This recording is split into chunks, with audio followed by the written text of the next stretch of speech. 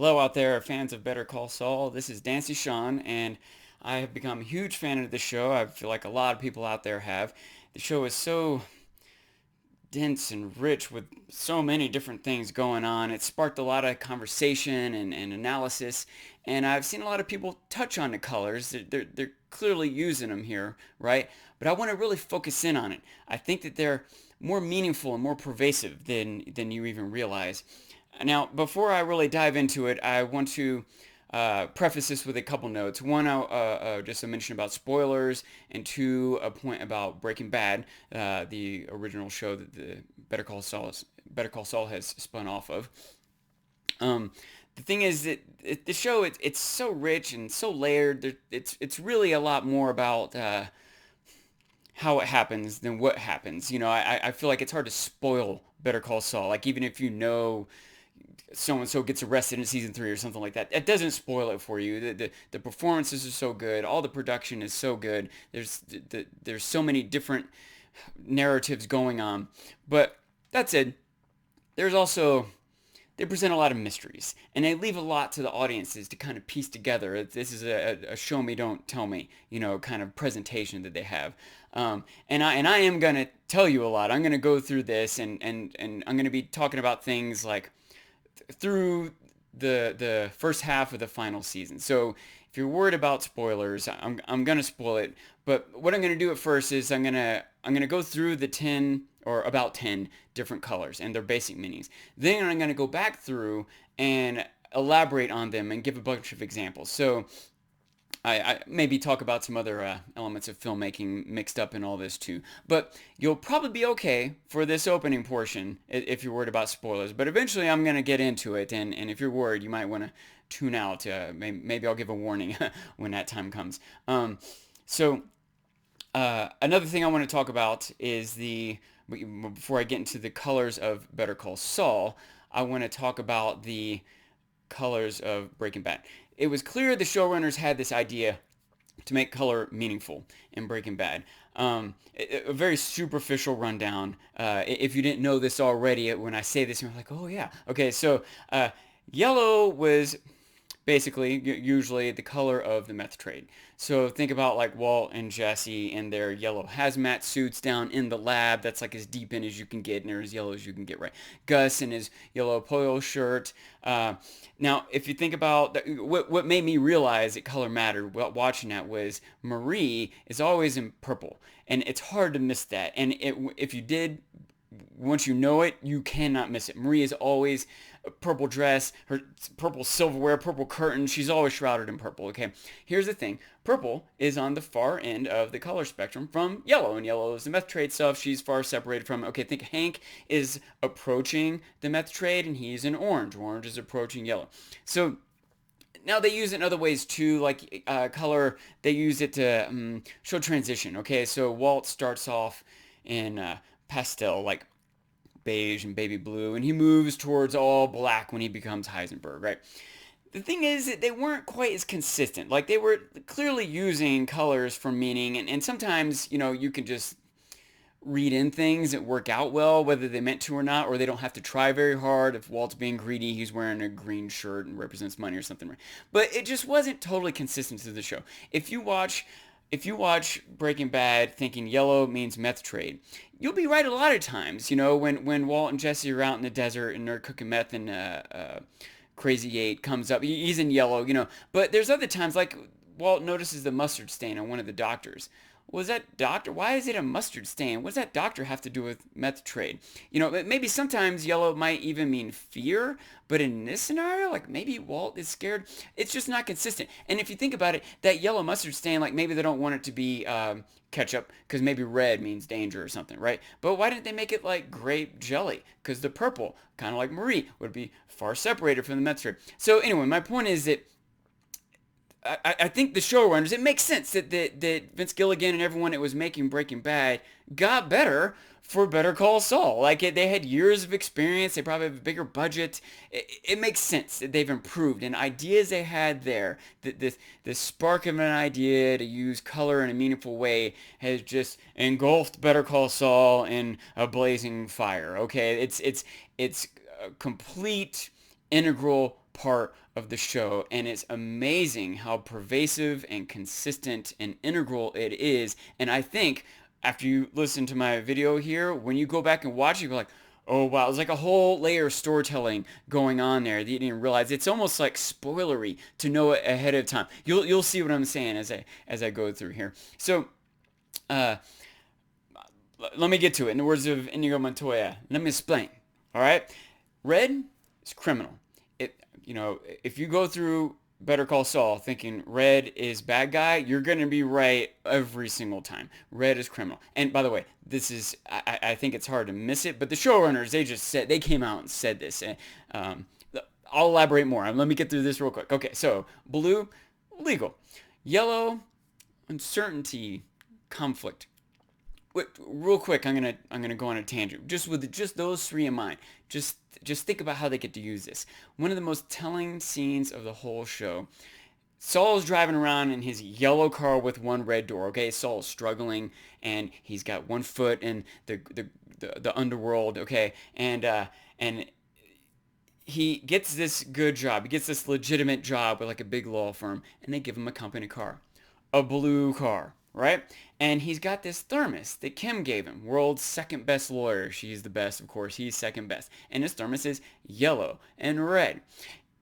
And so he goes to put it in this new car he's got, and it won't fit. The thermos doesn't fit in the cup holder. And this isn't a throwaway moment. They make a whole big deal out of this. He's like jamming it in. It goes in a trunk. It gets like a crowbar. He's really trying to force it. And it just shows it like he's not going to fit in this corporate world. It's just is not his personality. He can't leave his conflicted personality behind. He can't get himself away from the criminal element. So we get, let me move on. Okay, so green. We got red, blue, yellow. Green is a facade, a cover, something hidden or protected. Purple, I think, it's caught between red and blue, something that's like in the middle of the legal and the illegal. Black, I believe, is determined or resolved. Orange, I'm a little sure of. Those first few, I'm confident about them. As I get deeper down here, I'm not quite as sure. I'm still kind of sussing it out.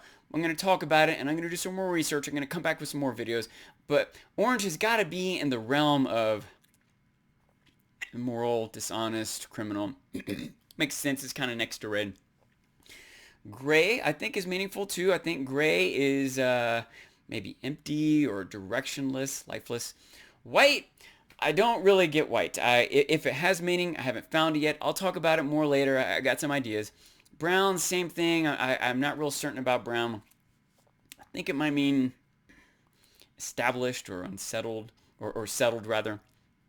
Okay, now before I dig in to elaborate a little bit more and give some examples of all these, here are some ideas about filmmaking in general. There's a reason why I'm getting so into colors here. Okay, one is I appreciate elegance in filmmaking. Okay, and what I mean by that is, in the same amount of time or space on the screen, you can tell a lot of story beyond just the words coming out of the character's mouth or watching someone go from point A to point B by using something like color or even camera angles, lighting, the editing. There's all these elements of film that can add extra meaning to the narrative or a character's personality or, symbolism, all this kind of stuff. The stuff you learn in, English in high school or whatever. All this stuff, I was inspired in high school by all these, oh wow, these extra meanings. I applied all that to movies and TV shows, and I'm doing it here, okay? So, elegance, what I mean by that is it's very efficient. It means that you can do a lot with a little.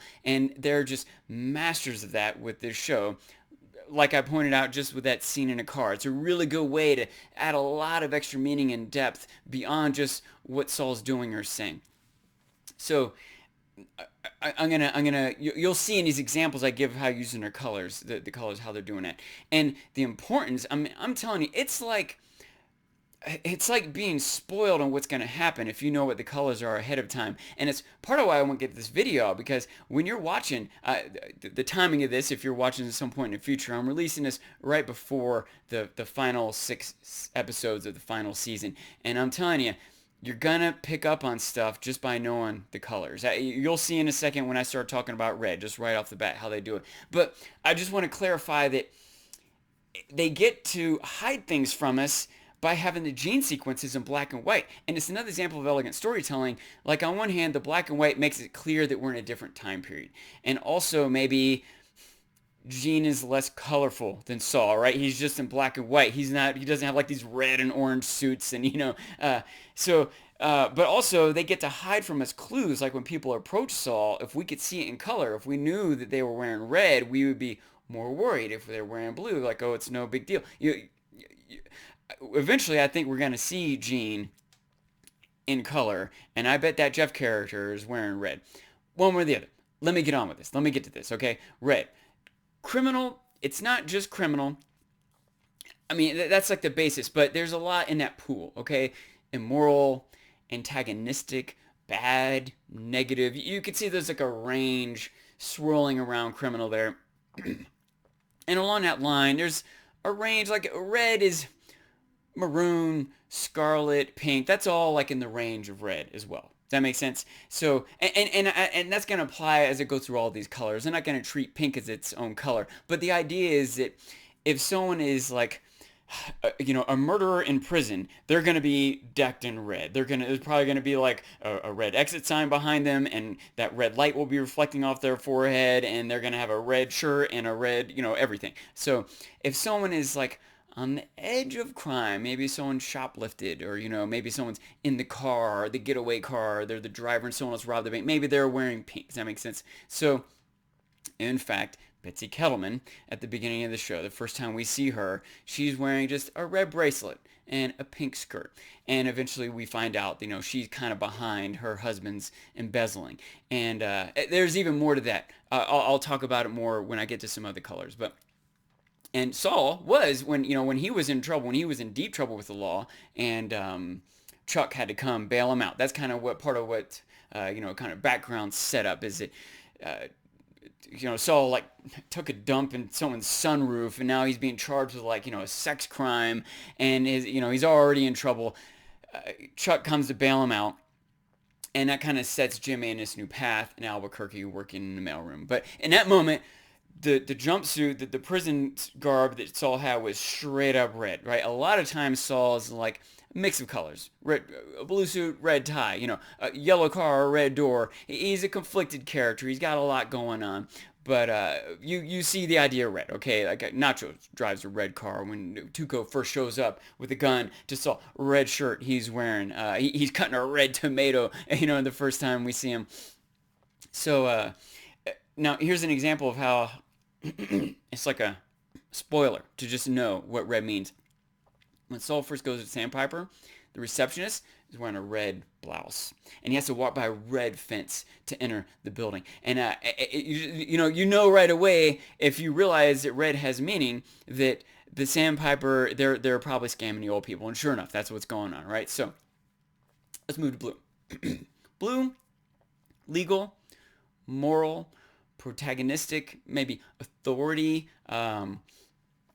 good, positive, okay, that realm, that range, all right? And we see, and in blue, Kim, in the beginning, Kim is always in blue. Her toothbrush is blue. Her cast is blue. When she gets in a car wreck, she's always shrouded in blue. It's rare exceptions. I'll point out, though, when there is an exception, it's noteworthy. Like when something has happened the same way all the time, and there's a variation from like, whoa, is Kim wearing a green shirt now? What's up with that? So, and sure enough, in this most recent season, when Kim is Breaking Bad, she's like getting into this shady realm, conning Howard. She's now wearing like this maroon suit. This, here's another thing too. It's not just the colors, it's how they're presented, right? So Kim is usually in just straight plain blue. But now, not only is she shifting to these warm colors, it's like a complicated pattern, stripes and swirls of pinks and oranges, right? So she's more complicated now and not just basic blue. And Howard, basic blue the whole way, the whole time. And this is another example of how you're kind of misdirected by what's happening in the narrative, but if you're paying attention to the colors and aware of what they mean, a different story is being told. It's almost like you turn the volume off of the show and still understand what's happening just by paying attention to the colors that are being presented to you. Howard is set up in the beginning like uh, a foil to Jimmy. Okay, they're at odds with each other, and you think Howard is out to get Jimmy, but eventually we learn that Chuck is kind of behind that. That Howard's actually looking out for Jiminy and frustrated with Chuck holding Jimmy back, and that he's really the good guy. And I think a lot of people out there don't like Howard. And you know, to be fair, Howard's not perfect, but you got to keep in mind there's a difference between making mistakes or doing something annoying than being evil, right? Like Howard's not a bad guy. He's a good guy. He's not perfect, but the clue that the writers intend him to be a good guy is that they always put him in blue. Like maybe sometimes he has a hint of purple or green, but he's never in red. He's never in warm colors. He's a protagonist. And I think they really are driving it home in this final season. I don't know if partly it's because they want to like give us more sympathy towards him as his tragedy comes, or maybe they want to clarify that all along he's been this good guy, and maybe they didn't do enough to keep us from thinking of maybe he's born with a silver spoon in his mouth, or he's kind of what's a pretentious or something. Even if he is those things, he's still not evil. He's still fundamentally good. He's someone that we're supposed to be rooting for. He's someone that we were misled by. In fact, there's further evidence of this. In an interview that Patrick Fabian did, the actor that plays Howard, he said that he started off in his mind channeling Darth Vader. In fact, Jimmy even calls him Lord Vader at one point. And the showrunners, they said they're like, look, Howard, you're a nice guy. You're a great guy, and we hired you to play Howard for a reason. You know what I mean? Like, and Howard's like, oh, okay, peel back. You realize I'm not supposed to be a villain here, So anyway. I doubt I'm going to convince anyone out there who's like a Howard hater to suddenly change their mind and love him right now. But I do ask you, go back and watch it again with that in mind. Just reevaluate a little bit. Even if you don't come away thinking, oh, Howard is a hero, you might come away thinking, maybe it's not that bad. I can see where Dancingsean's coming from. I can see what the writers are trying to do there. A couple of the things I want to point out here is how they can use the colors in a sort of a relative way. So in the beginning, when crazy, angry Tuco wants to break the skater's leg, he doesn't want to break them. He wants to kill them, and Saul talks them down. Saul, with Nacho's assistance, talks him down from triple murder, right? And in this moment, Tuco is in red. Nacho, who is sort of an antagonist through most of the show, he's in red. He's a criminal. He's part of the Salamanca cartel, right? But in this moment, he's wearing a blue shirt. Because relative to crazy, angry Tuco, Nacho is a level-headed, good guy, protagonist. He's in that realm of trying to get things calm down, stay within the law, right? Does that make sense? Now, underneath his blue overshirt, he does have a red undershirt. He is still a bad guy. And sure enough, he shows up. Saul kind of talks his way out of this scenario, explaining the truth. He's like, it was the whole thing where the skaters hit the car. They thought it was the Kettleman's car. It was Tuco's grandma. Saul's, like, look, these people embezzled $1 million. I'm trying to get their business. It was a scam. I didn't mean to involve you. So then Nacho shows up at Saul's office. He's like, they embezzled $1 million. Huh? Where is it? So that first episode really sets a lot of stuff into motion. But anyway, point is, you can see how they use the colors relatively and how they can mix them sometimes. So in this most recent season, we see Francesca, who is basically a good person, but Saul's kind of corrupting her. He's got her making this phone call when they're setting up this whole thing with the Sandpiper case, and Saul wants to be able to get in on that call. He has Francesca call in and pretend to be, and so she's wearing this blue shirt, and she's kind of like, I don't know about this, Jimmy. I don't know. Is this okay to do this? And her blue shirt has these sort of like yellow and pink swirls on it. She's kind of being dipped in to this dark side that Saul's pushing. We see the same thing with young Kim, with a flashback to her dipping her toe, kind of testing the waters with her mom when she like shoplifts. They make a point of showing us this blue thing in her hair, and she's got a blue shirt, but she has this little red trim, but red little apples on her shirt. This little hint of bad that she just got mixed up in. By apples, by the way, it's just like the Eve in the Garden of Good and Evil, like not just red but apples. I thought that was interesting. And we see it in Crispy Esposito. She's the young girl that Saul was kind of going to bat for. She was up for like a scholarship, and she in her past had shoplifted, but kind of turned herself around. And Saul was really like relating to her, and he gave her that whole speech, but like, you're gonna have to cut corners. You're gonna have to fight the whole way. She was wearing a blue shirt, a little red trim. By the way, parallel between Kim and Christy Esposito, something to think about there. Another concept of filmmaking I want to talk about real quick, because before I move on from red and blue, which they're really the main ones, and anyone who's been watching and paying attention, I'm probably preaching to the choir right now. I'm going to get to some deeper stuff and some things that maybe some people see differently. But one last bit here, I want to talk about this concept. I want to say in filmmaking, but maybe, excuse me, art in general. It's called mise en scène. It's a French term, and I think it means literally something like put on stage, right? And it's how things are set up, right? And you can see like in a play, like this actor stands here and there's some prop in the background, maybe where the light points or something. But the same thing in filmmaking or even like a work of art, just imagine like how you center the tree or the mountain or the person fishing, whatever it is, mise en scène. Okay, so it's not just the colors they're using or the interaction of the colors, but it's their placement. There's a moment when Nacho, he's worried about his dad. Like he realizes that his life in crime, his sphere is starting to engulf his father. And a lot of the plot is driven by this. And what he's trying to do is buy his dad's business out. He's like, hey dad, how long are you going to do this? You're getting old. You're working these long hours. This tough physical work you're doing. And his dad's not going for it. His dad's already kind of addressed the idea that Nacho's mixed up in crime, and he's maybe kind of naive. He's like, oh, just go to the police. Get yourself out of this. Nacho knows it's not that. We know it's not that simple. So Nacho's trying to work around this, and he's trying to have someone else buy his dad's business out. His dad sees through it, comes to talk to him. So in this moment, the camera on Nacho's dad, behind him is this big blue painting right behind him. It's just framing Nacho's dad in blue. He's a good guy. He's a protagonist. He's following the law. When we cut to Nacho's not in red, because at this point he's in a more protagonist role. Nacho kind of evolves through the course of the show. Think about the final tribute to him, right? But he starts off in red, but he moves. Eventually, he's like surrounded by red. In this moment, when the camera's on him, he's talking to his dad. Behind him, in the distance, looming above him, is a red painting. Anyway, you got the idea, right? So I'm telling you, go watch the show. You're gonna see that so many times. There's a moment when Mike is talking to Saul, and it's before we've learned Mike's background. It's early on. And behind Mike, in the background, behind Mike is a red exit sign. There's exit signs a lot of places.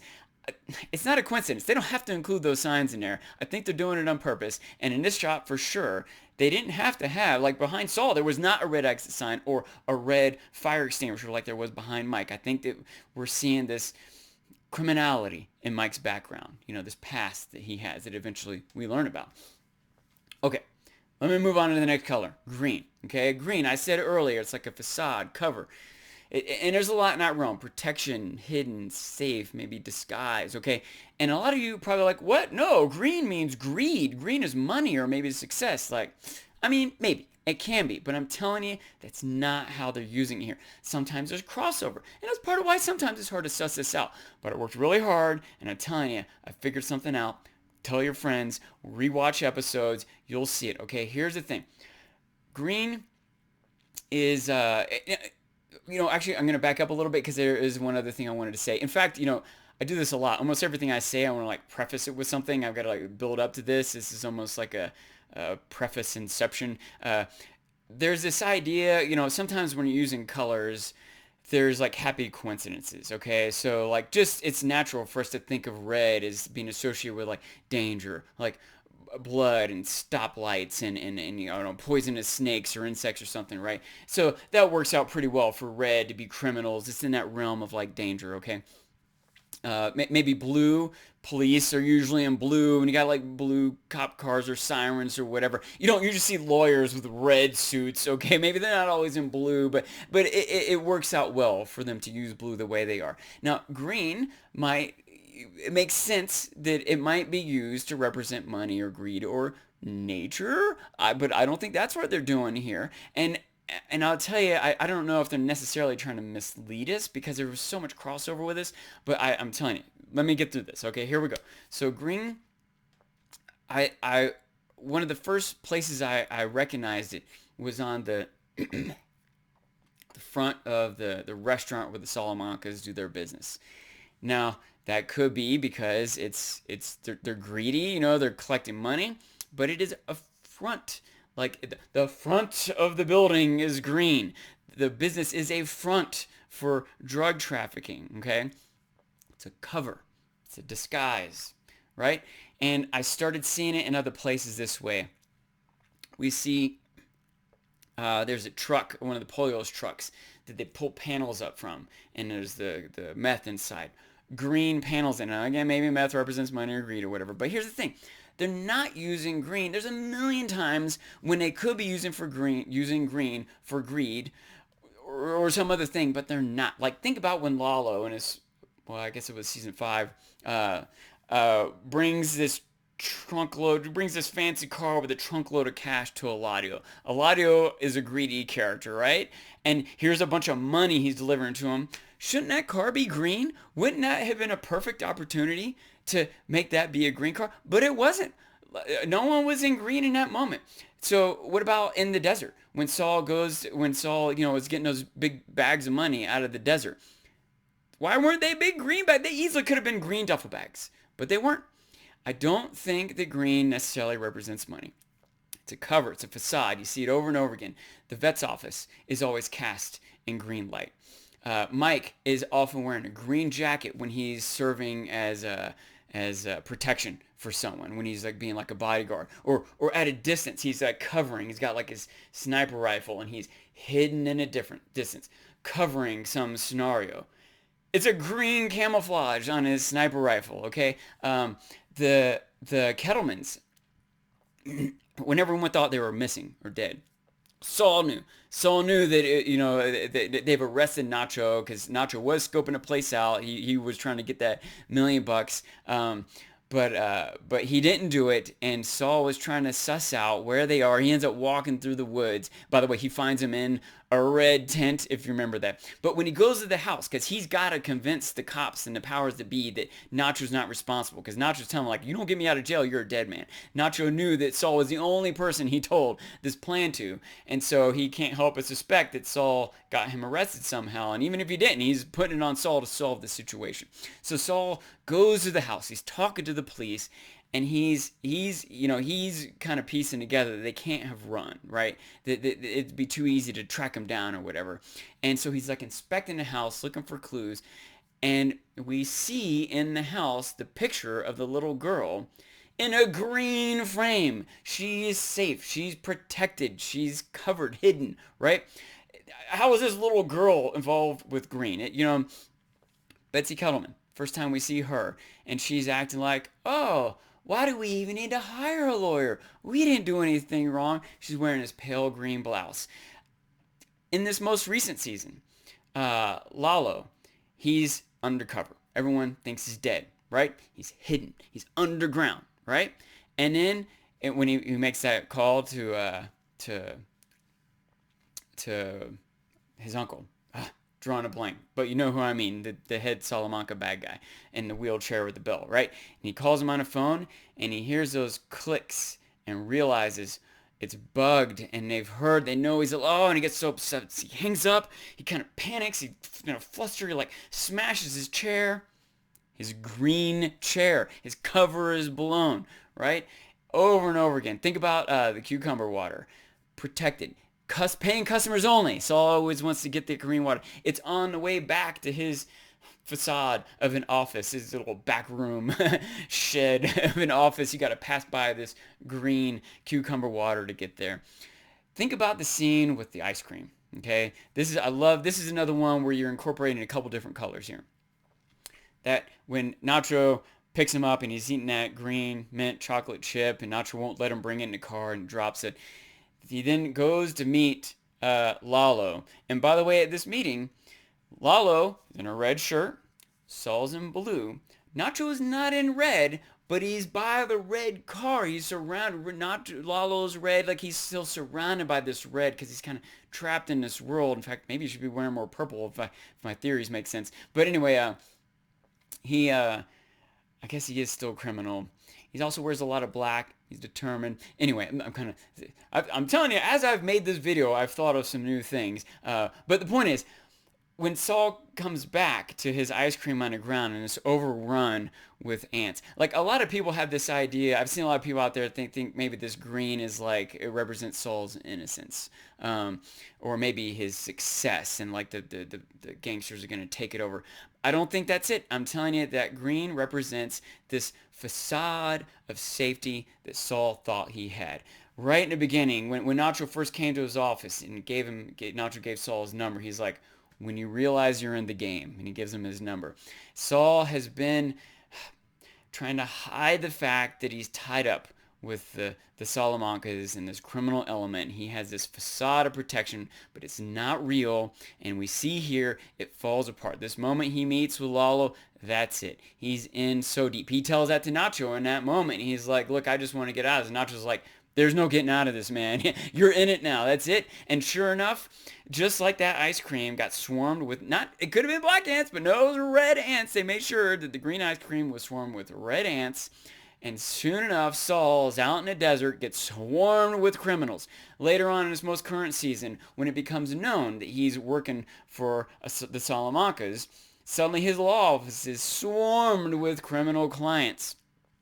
I'm telling you, they're using it meaningfully. Those images, they're not random. They're doing it for a reason. Every scene in this show, if you stop for a second and ask yourself, why did they show us that? There is an answer. And sometimes you might not get it then, but then 3 episodes or 2 seasons later, we're like, oh my God, I can't believe all along they didn't Breaking Bad 2. You remember the whole thing with the bear and the pool? Like, they set stuff up for the long term. It's amazing how well they do this. It's genius. Next color. Yellow. Yellow, now to be fair, ironically, I've got a little uncertainty swirling around yellow, but I'm pretty sure it's in the realm of uncertainty, transition, conflict, struggle. It's in that area, okay? And I'll tell you, one of the first times the first time I took note of yellow, first time I feel like, now, when I went back and watched again, I was shoving in our faces some other points too, but the first time I caught it was when Mike shows up in Albuquerque. He steps off the train onto a yellow line. They show him put his foot down onto the yellow line on the ground. And Mike in this moment is going through a transition. He's dealing with some uncertainty, some internal conflict, right? If you go back and start in the beginning, you'll see when Saul is trying to leave the courthouse, the bar, from like exiting the tool booth, the bar comes down in front of him, yellow, by the way, yellow and black. Black we'll talk about more later, but I think it means determined. Saul is trying to get out of there. Mike's not letting him. And so this is like this conflict, right? This black and yellow is this determination meeting this conflict. And, Mike, by the way, in this moment, wearing blue. He's the authority. He's follow the rules. Go get your stickers, right? So he can't get out of this courthouse without following the rules. He's got to go back in. And once he gets out, he's more part of the criminal element, right? But when he's in there, he's got to follow the rules because Mike's making him. And by the way, another shot in that same moment, they kind of show like Mike in the booth and Saul in his yellow car, and they show like there's just this line of yellow, like barriers and lines and barricades. This conflict, this transition between the inside and the outside of the courthouse. This conflict that Saul has to go through to get past Mike. Now, I'll tell you one thing that makes me a little less sure about yellow is that a lot of times things are cast in yellow light, And I don't, it doesn't necessarily mean it doesn't have the same meaning, but I wonder sometimes if a yellow object and yellow light might be different, or the way yellow light hits a blue shirt or something. It's almost like a whole Pandora's box that I haven't let myself get into. It might not even be anything, but it's just something I have to think about sometimes. Saul's office was definitely cast in yellow light, just drowned in this yellow light, even though the objects in there weren't really all yellow. Another thing that throws me off a little. There's a flashback when Jimmy and Chuck were doing, well, the office. Everyone was celebrating. They're doing karaoke, and Jimmy and Chuck are on stage, and Jimmy like has to coax Chuck into it. Chuck's reluctant, and they're sharing this microphone, and it's a gold microphone. It's not yellow. It's shiny chrome gold. Maybe gold and yellow are the same, but maybe there's some difference here. The thing in this moment, it didn't seem to be like a moment of uncertainty or conflict, but I guess it might have been a moment of transition, and it may have even represented them passing back and forth. They've been sharing this conflict with each other. And it's interesting, by the way, in this scene that eventually Chuck takes the mic from Jimmy and finishes the song himself. And I wonder if that maybe was the conflict in a past was shared, or maybe Jimmy's fault, like he was the troublemaker, but now it's Chuck. Chuck's going to end up having these psychological issues, and he's working against Jimmy at the law firm. I don't know. I'm selling myself more as I say this out loud. I think, yeah, I think that's still just yellow. What do we got? We got obviously Jimmy's yellow car. Jimmy is constantly in conflict. Conflict. He's constantly struggling. Miss Gwen at the nail salon, she's always in yellow, and she's pretty much always in conflict with Saul, right? And I can imagine maybe she's a small business owner. She's probably struggling. Here's another mise-en-scene moment. Let me talk about this moment for a second. Oh, I should have given a warning earlier because I'm starting to get into spoilery stuff. If you're worried about spoilers and you haven't turned out yet, do now, because I'm going to give, this is like a tentpole bit of the show, okay? Let me clear my throat real quick, give you a chance to absorb what I said so far, and turn this off if you are not up to date on the show. When Chuck dies, in the aftermath of that, Jimmy shows up, and there's all this commotion. Howard's there, and he's disheveled. That house is smoldering behind him. There are all these firefighters around. And, one thing is that sometimes emergency services in different areas might be different colors. Like sometimes, cop cars have red sirens and instead of blue. Blue's, I think, a little more standard. Sometimes fire trucks might be yellow or red. They could be different colors. And the firefighters in this scene, they're all wearing yellow, okay? And obviously, this is a struggle putting out this fire.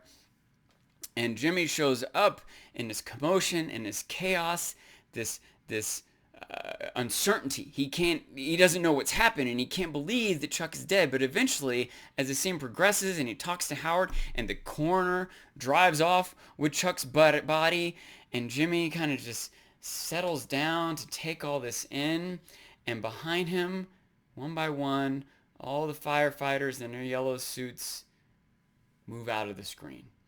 And I think that this is the uncertainty leaving Jimmy. He's realizing that's it. Chuck's really dead, right? He has to accept this. I don't know if he ever really does accept it, to be fair, but in this moment, the uncertainty about what has happened is gone. And maybe the conflict, the struggle between Jimmy and Chuck is gone too. Chuck's dead. Yellow's gone. I can't believe that they didn't have an intent with that scene. Some of you out there might be like, oh, you're reading too much into it. Maybe I am. If you're one of those people, I don't know why you're listening to my video, but if you're like me, you're finding the meaning that they're putting there. This can't be a coincidence. They're doing too much of this stuff, too awesome. There's too many details that they pay too much attention to, and I love it, and I'm confident in the meanings. Even if I'm missing it a little bit here, I know that the meanings are there. And I tell you what, even if they're not, it's more meaningful to me, so I love it. Anyway, ramble a little bit. One more little bit I want to touch here when we're talking about yellow. A lot of times we see this color combination of yellow and blue, and I think it's because Jimmy is so often yellow, conflicted, and Kim is so often legal and straight, and they're often together. And think about the logo that they have. That Wexler McGill logo is yellow and blue, all right? It's the conflict and uncertainty and transition of Saul with the, legality and protagonistic sort of straight line that Kim is on. And well, but it's not a straight line when she was with Jimmy, because think about how that jagged up and down that Wexler and McGill hooked together have, right? The W and the M. So anyway, like I said, beyond the colors, there's a lot to look at in this show. I'm focusing on this color, but man, if you start looking at the music, you're like, oh man, I see what they did there. There's so much more. There's so much more to this show. But focus, colors. Next up, purple. Okay. Excuse me. I want to clarify when I talk about these colors, there's a range. Like when I talked about green, sometimes it might be teal or pale green. When we talk about purple, it might be like lilac or indigo, this range. But I don't want to nitpick the nuances of the different colors. But in general, purple is in this between red and blue range. And I keep catching examples. At first, I felt like they hardly ever use purple, and like a lot of these things, as I dig deeper, like, oh wait, no, they are using it. Okay, so purple is first seen with the court stenographer, and Jimmy's first case when the show starts off. He's got those teenagers who are clearly guilty, and he's doing his best to defend them. But the court stenographer is wearing a purple blouse, and who was more trapped between legality and illegality than someone who's working at the court, right? Then a little later, there's the moment when Chuck is piecing together the Jimmy's condom with the whole the date on the Messe Verde thing, right? And Kim helps Jimmy realize that if there's a loose end, Chuck's gonna find it. And Jimmy realizes what the loose end is. It's the person that works at the Kinko's or whatever, where he got did the copying. Okay, so Jimmy goes there. He's trying to get there before Chuck, and tells him, he's like, "Hey, someone's gonna come asking about me. Tell him I was never here. Here's $100. What? This is weird. $100." And if they negotiate, he gets like $400. Anyway, the point is, Jimmy scrambles out of there. Sure enough, Chuck shows up, and this is like a big moment for Chuck to like venture out into the world with all his electromagnetivity. Anyway, you know what I'm trying to say. And Chuck kind of flips out when this guy won't tell him the truth, and he's already kind of overwhelmed with all the electronics around him, and he falls and he hits his head. Jimmy's watching all this from outside, and he's like, oh, he's trying to get this case for Kim or whatever. He's not trying to get Chuck seriously hurt, and he's taken aback. He calls 911. Ambulances show up. They take him to the hospital. I think Ernesto gives him a ride. And even in the hospital, Chuck starts, coming to, and he's piecing together. He's like, how did 911 get, how did Jimmy know so fast? Chuck's right that Jimmy knew. Jimmy was there. He did bribe that kid, and Chuck's getting worked up. He's already not in a good state, and he's starting to get worked up, and it's this panic, and Ernesto is like, I called him. I called Jimmy. I called 911. It was me. And it settles Chuck down for the moment, but Jimmy, a moment later, is like, why'd you cover for me? It's like, it's this interesting moment. In that moment, though, Ernesto is wearing purple. He's caught in between the good and the bad, the immoral, the illegal activity that Jimmy is doing, and the legal attempt that Chuck is trying to have. This is another example of how purple is lining up here. When Jimmy gets his law degree, it's another flashback, and he comes to tell Chuck about it. And, Jimmy's all enthused. He wants so bad to impress his brother. And at first, Chuck has to, hide his disappointment, he's like, you got your way, huh? Well, yeah, good job. You must have worked really hard. Congratulations. Chuck's wearing a red tie at this moment, by the way, okay? He's an antagonist. He's being a bad guy here, okay? Jimmy, through the course of this, Chuck, pretends to be happy about him. And Jimmy eventually, yeah, he's like, I was thinking maybe hook me up. I can get a job here. I got my degree now. And Chuck's like, oh, well, maybe. It's not my decision. I got to talk to Howard. We cut. Jimmy's down in the mailroom. Howard comes to talk to him. It was a tough scene, man. It was so well done, too, because they They close the door. We don't hear the dialogue. There's like a copier running. We see the discussion through the window, and Jimmy slowly becomes crestfallen as Howard breaks the news to him. And this is back in a moment we're still thinking Howard's a bad guy. Howard's wearing a purple tie here. He's torn between doing the right thing, being good, and Chuck, who's being immoral, dishonest, etc. Right? So, all right, move on. Next color, black.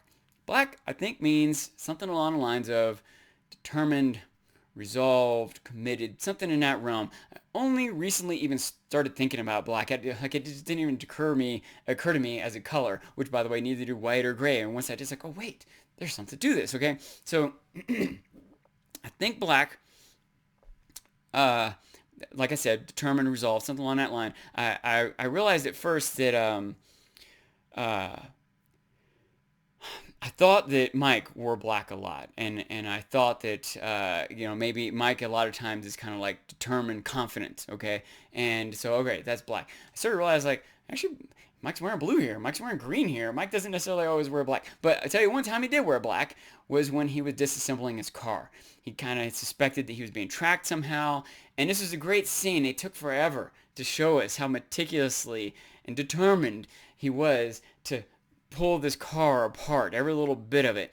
And I love that they do this, by the way, because they kind of put us in it with Mike. Now, it's a little easier for us, like on our couch with our drink and the air conditioning or whatever. He's out in the desert doing his tough work. The filmmakers, the actor, are having a harder time than we are. But the point is, it's so much more meaningful than just like a line of dialogue.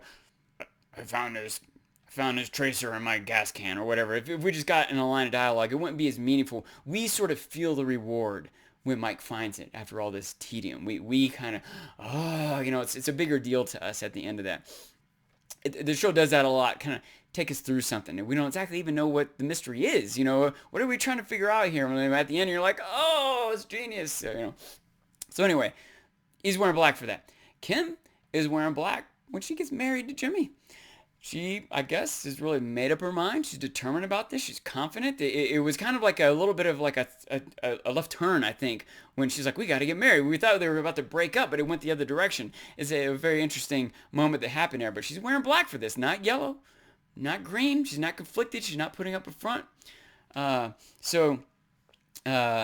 moment, by the way, I think it was in the second episode of the first season that Jimmy, he kind of like buckles down at work and he has a black suit on.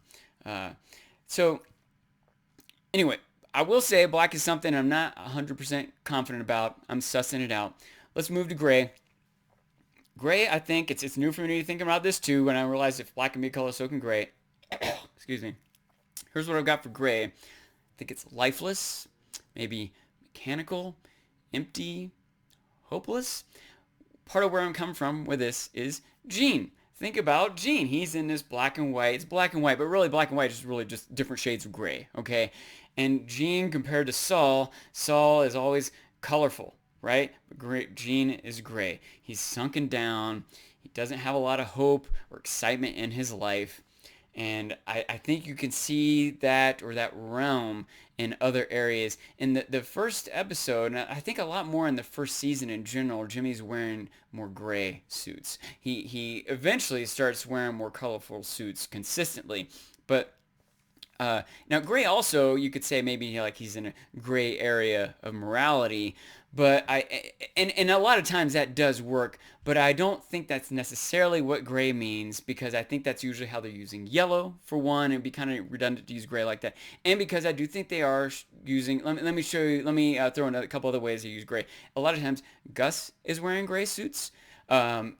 And sometimes Mike wears gray, we'll say subdued colors, but also the twins, the Salamanca twins. And now I think that gray, in these scenarios, kind of like I was saying, like lifeless or mechanical, Gus is pretty emotionless, right? He's pretty cutthroat, if you will. Like that's one way for gray to be interpreted. If you say lifeless, like he doesn't have a lot of remorse or joy either, right? Like when things go his way, he's never like pumped Saul, because it's like very passionate in whichever direction. He can be, if he's mad or upset or happy, he emotes it, But Gus is very methodical, consistent, gray, steady. So are the Salamanca twins. They're almost supernatural, right? They almost like represent death, and death doesn't have a lot of color to it, right? And the Salamancas are usually in like silver or gray or bronze. Now, they do have some color sometimes, and I would say usually it's green. I think maybe shows like when they're with Hector, they're protecting him, or maybe red because a lot of times they're bad, they're criminals. I'm gonna eventually, I think, go like episode by episode, or maybe color or by season, and flesh a lot of this out more deeply. Look forward to that. And the twins present some interesting interpretations. But anyway, that's where I'm at with gray right now. Orange is one I have a lot of trouble with. I think it's got to be in the realm of negative, immoral, illegal. Okay, the thing is, they don't use it a lot. I don't think. A lot of times when I go back, I start to realize, wait, they're using it more than I thought. Maybe they're not using it a lot relative to like blue or yellow or red. Those are like the constantly in there. But I feel like the orange moments I can think of, they're glaring moments. They're not like a little trim. Like oftentimes, like Saul might have like maybe an orange tie or some orange flair to what he's wearing. But there are these other moments where like in a flashback with Kim's mom, she's got this big orange purse with her. And by the way, in that moment, she's somewhere between illegal, immoral, negative. They also have one of the skater twins was wearing an orange tie-dye shirt, and it was this big bright orange. I forgot to bring this up earlier, but one of the twins had green trim on his helmet. The one who's pretending to be hurt had green trim on his helmet. I forgot to bring that up earlier when I was talking about green, but just one more example, which I suppose also could fit with the greed element, but I thought man, I don't think I talked about this earlier. Another really good one was sorry, I'm supposed to be talking about orange here, but I forgot these moments of green. Um, Tuco's grandma's purse was green, okay? And now, of course, that makes sense because like it's got money in it, but I think really it was green because it was protected. Her money's protected. There's no way these skaters or Saul are getting her money. Her purse is protected by Tuco. It's covered. Okay, anyway, so back to Orange. Another moment where we saw Orange was when Saul was doing community service. He like picking up trash on the side of the road. He had like an orange, like reflective vest. And another one, and this is also particularly interesting, when he had been arrested, like when Chuck recorded Jimmy, confessing to Jimmy was able to angle it like he wasn't necessarily confessing it. His spin was trying to make Chuck feel better. Chuck tricked me. Whatever. Point is, that's not what I wanted to get into. But he got arrested for breaking and entering. Okay, and when he's being arraigned, he's wearing an orange jumpsuit, as opposed to when he was in deep trouble, like from the flashback scene when he was in jail, was wearing red. So this time orange. So I feel like there's got to be some distinguishment between orange and red, and maybe it's just a matter of degree, but maybe I just haven't gotten to the bottom of it yet. We'll see. I'm going to keep investigating. Brown's another one I'm a little less sure about, but this is where I'm at with it right now. I think that brown, like if you think of yellow, it's kind of like this bright color, and it is conflicted, right? Uncertain. If you settle yellow down, it's more established and it's more settled. Okay, and I think brown is kind of like a settled down yellow, right? It's like a darker, a less bright yellow. Brown kind of is, and this is where I'm coming at it from is that where I keep seeing brown. It's also part of why I'm a little confused about yellow sometimes because it's in this range, right? Like I said, it's kind of like hard to maybe distinguish between like red and scarlet or purple and violet. Okay, a lot of wood is brown, and there's a lot of wood grain, wood panels, wood tables, and like the courthouse, for example. And I can't decide if the courthouse is being cast in yellow or brown. Maybe it's somewhere in the middle. It makes sense that a courthouse is a place where you would settle conflicts. I don't know. I feel like I'm reaching a little bit, but I think that I just haven't quite gotten to it yet. It may be that maybe brown's just not that important or they're not actively using it. Might be the same thing with white. Last color here, white. White is another one I don't really have a good call. I don't have a good read on it. Some generic ways to look at white maybe. It's like a blank slate, maybe pure or innocent. Maybe white could represent, I don't know, cocaine or trouble or meth or something like that. But it just doesn't. I can't find a common thread. Again, I think they don't use it very often, but sometimes when I think that at first, I say, oh wait, there's purple, there's purple. Maybe if I pay enough attention, I'll find some more white. But for example, Jimmy's tracksuit, when Jimmy's conning the, when he's like, turning Irene's friends against her, when he's doing the mall walking, he's got this red headband, right? Red shoes. He's got this red flare, but it's a white tracksuit. He's wearing a white tracksuit. And so it's certainly not innocent. I don't think he's doing cocaine at this moment. I don't think he's pure. I don't think this is a blank slate for Jimmy either at this moment, but maybe it is trouble, right? So like, there's a lot of times where someone is in trouble or getting into trouble or presenting trouble, but they're not necessarily in white. I don't know. When Jimmy is first selling himself to the seniors, when he's doing the bingo, he gets that Matlock suit, white. In the most recent season, excuse me, excuse me. Stick with me. We're almost done. He's he gets trapped in the locker room when he's trying to plant the coke on Howard, and he's got nothing but that white towel. I don't know. Is that trouble? Is that associated with the cocaine? Is it pure, innocent? He's nude. I don't know how to read that. I don't know. Here's the thing. With white or brown, even if they don't have any particular meaning, maybe I'm trying to see something that's not there. It's still interesting to think about the fact that they do use them sometimes. And so why are they using white instead of some other color? Like, I still feel like there's as much reason for excluding a color as there is using a color. And white especially might even like, another time we see white, sort of see white, is when someone has a white shirt on. A lot of times it's like part of a suit, right? And so there's like a blue jacket and a red tie and a white shirt. Or like, Howard has like a blue tie and a blue jacket. But sometimes even a blue shirt underneath, but sometimes a white shirt underneath. And maybe, I don't know if that's necessarily, the white is necessarily meaning something there. It's just how suits are. But they did choose to give a white shirt sometimes and a blue other time. And a lot of times when they have just the white shirt, the reflection of light around is caught in that white shirt. Like if Jimmy's wearing a white shirt in his office in the back of the nail salon, it becomes a yellow shirt. There's probably more examples of this. Another way, maybe light reflecting might be different than the color of an object. I've already talked a couple times about how colors around can represent as much as the color that someone is wearing. I feel like there's probably more to look into here, but hopefully I've given you a lot to think about. I still have a lot to think about. I feel like I'm still at the drawing board. I want to go through all the episodes and look for all the meanings and all the clues throughout the whole series, and I hope to be putting out some more videos like this along that line. Maybe I'll upgrade and be able to include some images, get some editing under my belt. But in the meantime, I hope everyone is excited to finish out this last bit of the last season. I don't know what we're going to do when it's over. I bet I'm going to be rewatching the show and still talking about it. And probably if I really am going to go rewatch and make a bunch more videos, I'm going to be doing it. It's going to take longer than the rest of the show has.